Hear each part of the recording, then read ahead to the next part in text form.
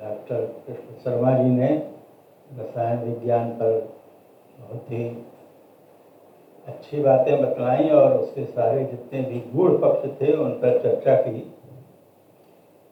और उसके साथ साथ वैदिक विज्ञान की भी थोड़ी चर्चा आखिर में की।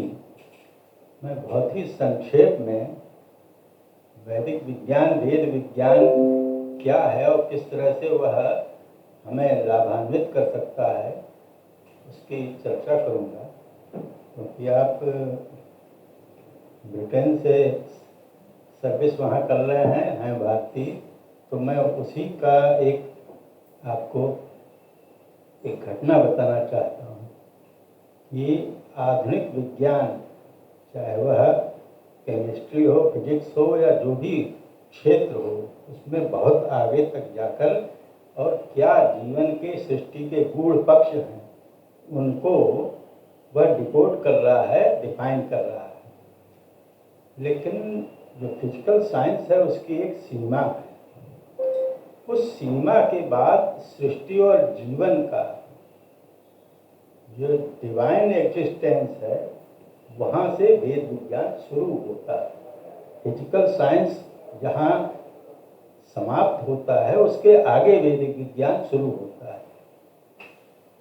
पूरी सृष्टि जो है वह तीन उसके स्तर है, मैं बताता रहता हूँ, फिजिकल, डिवाइन और स्पिरिचुअल।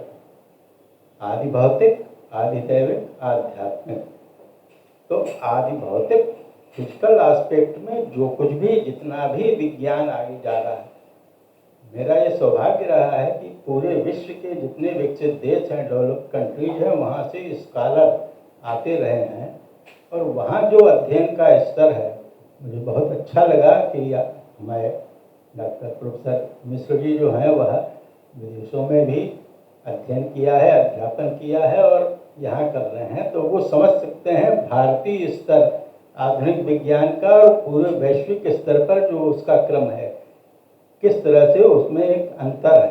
तो वैश्विक स्तर पर जितना अधिक विज्ञान का क्रम है वो भी जहाँ समाप्त हो, बस सीधे सीधे आधुनिक विज्ञान जहाँ उसकी सीमा समाप्त होती है, जो वैदिक विज्ञान वहाँ से शुरू होता है। वो घटना मैं आपको बताना चाहता हूँ, बड़ी महत्वपूर्ण है, इसलिए मैं चर्चा करता हूँ कि बाहर भी किस तरह से आधुनिक जो है वैदिक विज्ञान काम कर रहा है।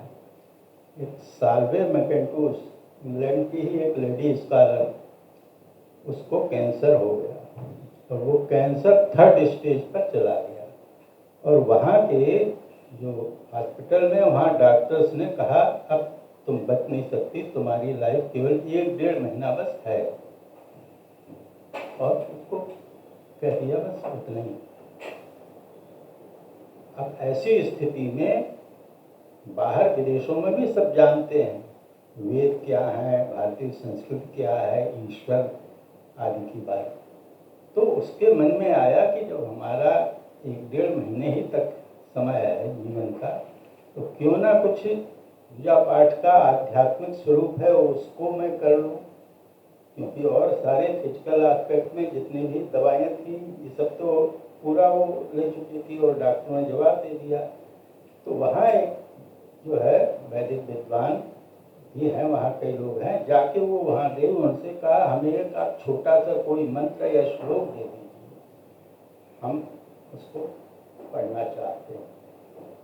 कुछ एक दे दिया वो आकर उसको पूरे मनोयोग से, विश्वास से, देखिए सबसे बड़ी चीज़ है विश्वास। उसे ये विश्वास था कि भारत में कुछ ऐसा है, उस विश्वास से उसको वो पढ़ने लगे। 1 महीना, 1.5 महीना, 2 महीना, 3-4 महीना बीत गए। उसके बाद हम अभी तो जिंदा, गई हॉस्पिटल डॉक्टरों के पास, तो डॉक्टर कहा अरे तुम अभी जिंदा हो? कहा किसकी दवा की, कौन सा डॉक्टर? कहा कोई दवा नहीं की, सब छोड़ दी, केवल कुछ अध्यात्म का कुछ मंत्र है उसको मैं कर रही। चेकअप हुआ, कैंसर जो 3rd स्टेज पर था कहाँ गायब हो गया और वह जिंदा रही। उसके मन में ये हुआ कि आखिर ये क्या है, कि हमने वो मंत्र पढ़ा और हम अभी तक जीवित हैं, उसके जो है गायब हो गया सत्य। साधारण परिवार की थी, उसने मेहनत करके पैसा इकट्ठा किया, आई बनारस, इंडिया आई, काशी आई, उसको था काशी में, संयोग से उसको मेरा पता मिला, वो आई और उसने वेदों में, वेद हैं, वेद के जो मंत्र हैं, स्वर हैं, उनको पढ़ने का और नियम आदि का जो है याज्ञवल्क्य शिक्षा ग्रंथ है, तो वो उसने कहा आप हमें याज्ञवल्क्य शिक्षा पढ़ाइए, समझना चाहते हैं क्या है उसका, तो वो पढ़िए। संक्षेप में मैं इसको करना चाहता हूँ। तो वह 4-5 वर्ष आती रही और पढ़ती रही और फिर उसने वहाँ एक पुस्तक लिखी, पुस्तक थी hidden treasures of ancient Indian sound. वो साउंड एनर्जी, देखिए वैदिक विज्ञान जो है वो साउंड एनर्जी है, ध्वनि का विज्ञान। और ये जो ध्वनि है हम लोग जो बोल रहे हैं, ये ध्वनि जो है ये वेद में बताया है 4 प्रकार की ध्वनियाँ हैं। तो ये जो है बैखरी माने चौथे प्रकार की ध्वनि है। कुछ दिनों पहले जो है नासा ने भी पकड़ा कि सूर्य से जो किरणें निकलती हैं उनमें ओंकार की धुन सुनाई पड़ी। फोन किया मीडिया वालों ने कि नासा ने तो ये पकड़ा है, आपका वेद क्या कहता है। तो मैंने कहा मेरा वेद जो है तो ध्वनि वो सुन रहे हैं वो बैखरी ध्वनि है, मनुष्य बोलते हैं सभी पशु पक्षी सब बोलते हैं, इससे भीतर 3 और साउंड हैं सटल फॉर्म में, परा पश्यंती मध्यमा बैखरी। तो बैखरी बिखरना माने स्वर और व्यंजन के रूप में जो निकले वो बैखरी है, और सटल एस्पेक्ट है वो मध्यमा, पश्यंती और परा। वो सटल एस्पेक्ट डिवाइन एस्पेक्ट है, वह तपस्या से हम उसको जागृत करते हैं, उसके साथ जुड़ते हैं।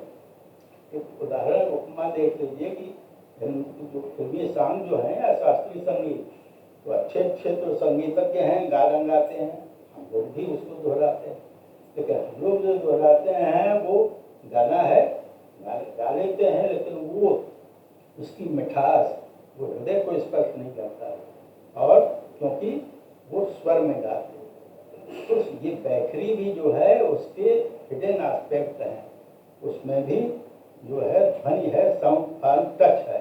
जब हम उसको उसके साथ जोड़ते हैं तो फिर वो इतना अच्छा लगता है। तानसेन का कहते थे ना, वो गाते थे तो सभी जो है पशु पक्षी आ जाते थे, जो उसकी शक्ति है साउंड। वो साउंड एनर्जी जो है डिवाइन, वही वैदिक विज्ञान का मूल है। तो उसको उसने मन से कहा था तो वो ठीक हो गई। तो उसने वो पुस्तक निकाली और वो पूरे यूरोप में और अमेरिका में वो बहुत ही ज़्यादा सेलेबल हुई। और तो उसमें बहुत सी ऐसी घटनाएं हैं जो ये सिद्ध करती हैं कि जो कुछ भी फिजिकल एस्पेक्ट में विज्ञान का क्रम है, उससे आगे जो सृष्टि चल रही है उस सारी सृष्टि में और जीवन सीधे सीधे लाइफ एनर्जी सब में है।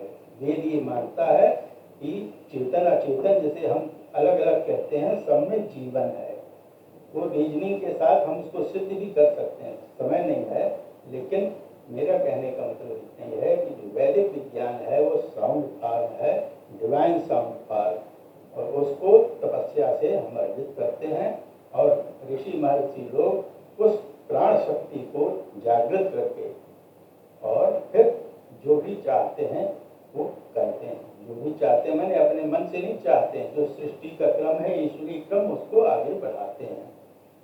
और जब वो सिद्ध हो जाती है डिवाइन जो साउंड है वो, तो कोई अगर कहता है, सिद्ध पुरुष कह देते हैं ना जाओ ऐसा हो जाएगा, तो वो ऐसे ही हम माने केवल शब्द नहीं है, उसके साथ जो उसका डिवाइन एनर्जी है वो काम करती है, हो जाता है। मैंने दर्शन किया है, मुझे ऐसे सिद्ध लोगों का दर्शन करने का सौभाग्य मिला है। एक नाम मैं लेता हूँ, आनंद नीमा को सब जानते हैं, उनका यह स्वरूप मैंने देखा है, डिवाइन फॉर्म उनका। तो कहने का मतलब ये बिल्कुल, और पूरा विश्व आज ये मान रहा है कि वेद हैं, वेदों में जो बात कही गई है पूरी साइंटिफिक है, काल्पनिक नहीं है, साइंटिफिक है। और यही मान के पूरे विश्व में वैदिक विज्ञान पर काम हो रहा है और बहुत आगे काम हो रहा है, लोग काम कर रहे हैं। तो मैं आपको बहुत बहुत धन्यवाद करना चाहूँगा कि आपने रसायन विज्ञान के क्षेत्र में जो उसके गुण पक्ष हैं उनको बतलाया और उस पर काम कर रहे हैं।